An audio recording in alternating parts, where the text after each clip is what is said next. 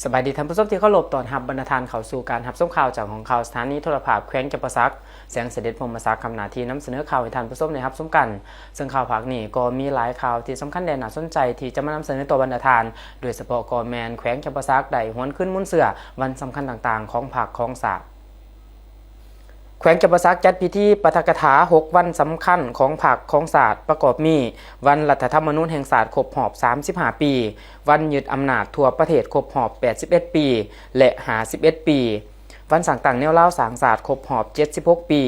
วันสร้างตั้งสื่อมวลชนและการพิมพ์จำหน่ายครบรอบ76 ปีและวันสร้างตั้งศาลประชาชนครบรอบ44 ปีซึ่งพิธีดังกล่าวได้จัดขึ้นในวันที่19 สิงหาอยู่ที่สโมสรแขวงโดยมีทานปริญญาเอกอรุณไส้สุนราชกรรมการศูนย์กลางพรรคเลขาพรรคแขวงประธานสภาประชาชนแขวงเป็นประธานมีคณะนำของแขวงมีเลขาพรรคเมืองมีเลขาพรรคนครมีแผนการกรมกองอ้อมขางแขวงและพนักงานรักแรงเขาห่วมซึ่งในพิธีทานปริญญาเอกอรุณไส้สุนราชกล่าวว่าการจัดพิธีในครั้งนี้มีจุดประสงค์เพื่อให้คณะพรรคคณะนำและพนักงานได้รับรู้เข้าใจเนื้อในและความหมายของวันสำคัญต่างๆเพื่อนำไปหมุนใส่เป็นบอลอิงในการปฏิบัติเวียกงานให้บรรลุเป้าหมายจากนั้นผู้เขาร่วมก็ได้รับฟังการปาฐกถาตามหัวข้อสำคัญโดยทานแก้วรัตนสีหาวงศ์ปาฐกถาวันรัฐธรรมนูญครบรอบ35 ปีโดยเน้น6ปัญหาใหญ่ก็คือระยะก่อนปลดปล่อยหลังการเปลี่ยนแปลงใหม่ระยะปรับปรุงความหมายความสำคัญผลของการจัดตั้งและการสืบต่อพันธุ์ขยายรัฐธรรมนูญ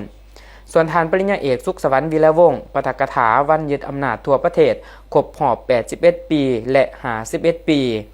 ทานนางวาสนาศิริมาปาฐกถาวันสร้างตั้งแนวเล่าสร้างศาสตร์ครบรอบ76 ปี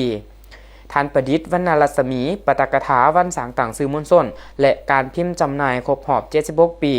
และทานบุญคงพันวงศาปาฐกถาวันสร้างตั้งศาลประชาชนครบรอบ44 ปี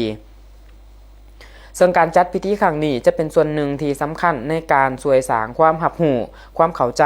และปลูกจิตสำนึกให้พนักงานบุคลากรนำเอาบทเรียนและคุณค่าจากวันสำคัญต่างๆไปประยุกต์ใช้ในการปฏิบัติหน้าที่